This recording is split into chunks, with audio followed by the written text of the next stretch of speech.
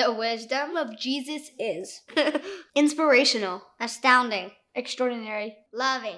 Do you ever feel like there's nothing you can do? That some people just won't see you for who you really are and change their opinion of you?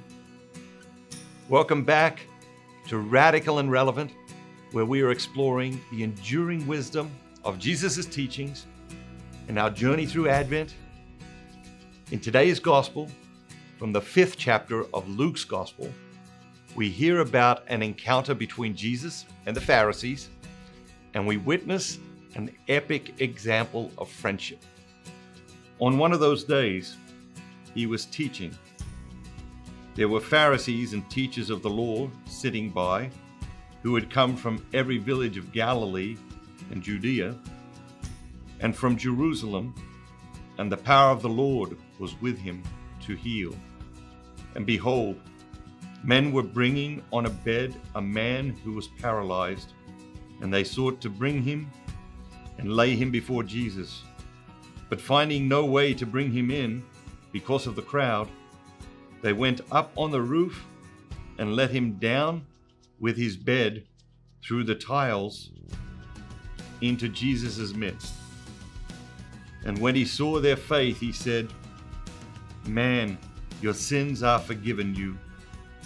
And the scribes and Pharisees began to question, saying, "Who is this that speaks blasphemies?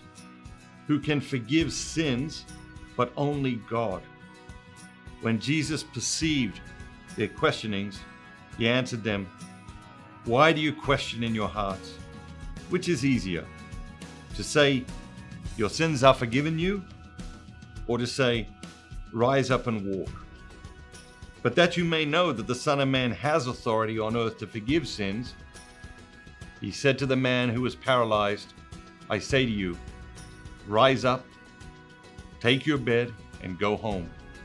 And immediately he rose before them and took up that which he lay on and went home, glorifying God. And awe seized them all, and they glorified God and were filled with awe, saying, "We have seen incredible things today." There's an old cartoon that shows Jesus walking on water on the front page of a newspaper with a huge headline that reads, "Jesus can't swim." Do you ever feel like there is nothing you can do? Some people just don't want to see you for who you really are. Some people just refuse to change their opinion of you. Jesus can relate. This is exactly what happens each time he encounters the Pharisees.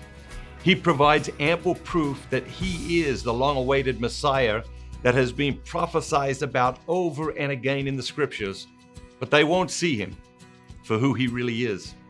They don't want him to be the Messiah. But the people, they are not confused about who Jesus is.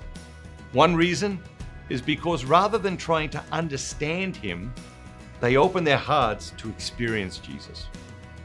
That's the idea that touched me in this reading today. The Pharisees were constantly questioning Jesus despite the obvious evidence of his divine powers. The word that jumps out at me today is awe. Awe is a sense of reverential respect and wonder. Children are experts at awe and wonder. They see miracles all around them, everywhere they go. We can foster a sense of awe by meditating upon God's vast and astounding creation. We can also foster a sense of awe by walking into any of the great cathedrals of the world, and by looking around and looking up towards the heavens, we are overcome with a sense of awe. The phrase that strikes me in today's reading is, "But finding no way to bring him in, went up on the roof and lowered him into Jesus' midst."